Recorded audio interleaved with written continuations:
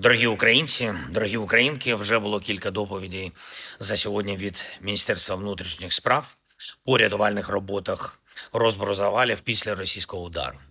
ДСНС України, всі служби будуть проводити роботи стільки, скільки це потрібно.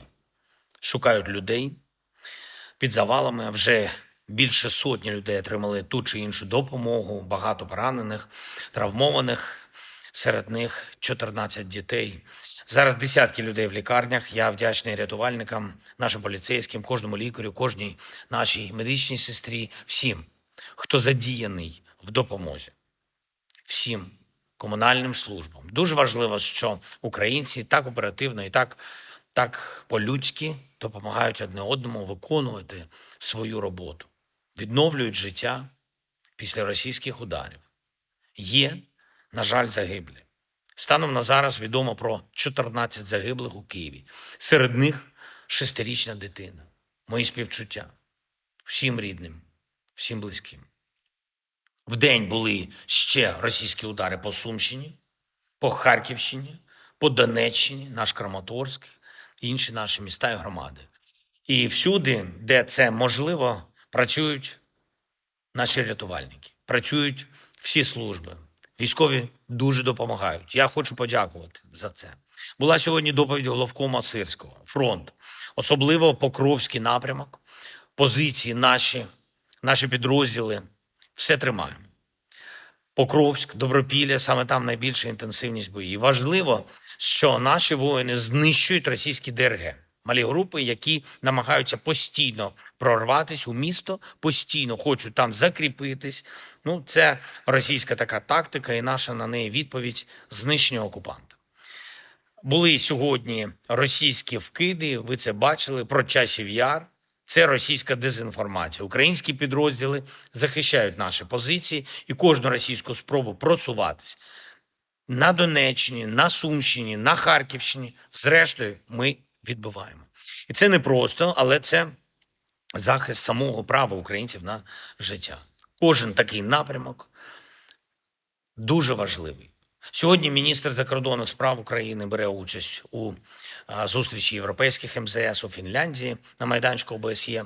Я звернувся до учасників цієї зустрічі. Саме цими днями Європа відзначає 50 років ОБСЄ, а це принципи, гельсінські принципи, які у той час утверджували мирний шлях для Європи.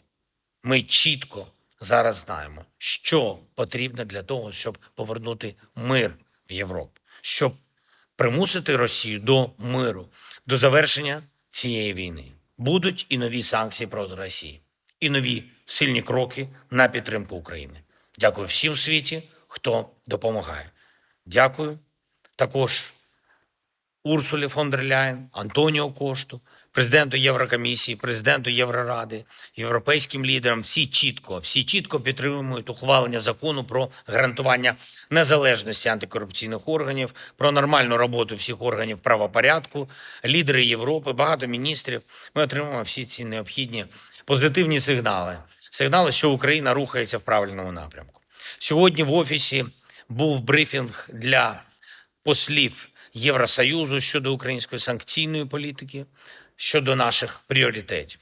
Уповноважений з питань санкційної політики представив дуже детальні рекомендації, що може найбільш вплинути на Росію.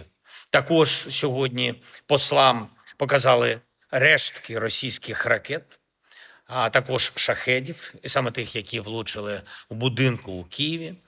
Жодна з цих ракет, жоден з цих шахедів неможливі без комплектуючих з інших країн світу, які за різними схемами доставляються в Росію. Кожну таку схему постачання треба блокувати. Це залежить від партнерів. Обговорив з урядом і швидку реалізацію проголосованих сьогодні законів. Вже погоджені деякі законопроекти на серпень, в тому числі це закон про військового омбудсмена. Дуже серйозно попрацювали над текстом документу. Я розраховую, що вже скоро інституція військового омбудсмена зможе повноцінно запрацювати. Дякую всім, хто нам допомагає. Слава Україні!